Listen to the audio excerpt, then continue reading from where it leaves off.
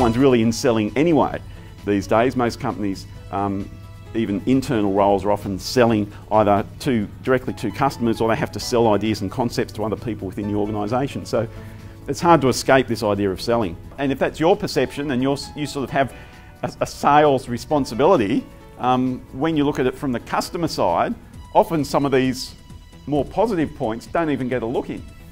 Stuart's presentation for the last couple of days has been great. It's been very enthusiastic, personally enjoyable and personally engaging. And it's often those negative perceptions which come to mind most easily.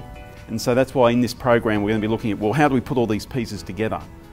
If we're just out for the money, because money's important, but if that's all we focus on, we're going to miss opportunities to manage the relationship properly. Too often, inexperienced salespeople will jump in far too early. One of the dangers is, if we try and manage this without creating that expectation, and we start asking our client questions, and if we think about as a client, when do the questions stop? How many questions do you have to answer?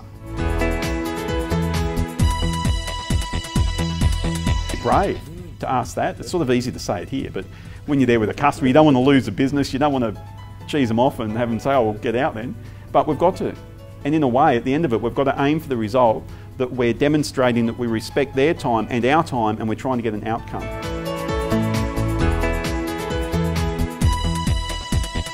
And that's why it's important to remember that we need to persevere, we need to adjust, we need to learn through trial and error, and we need to recognise that we need to keep working on our own attitude to make sure that we're being positive and learning as we go.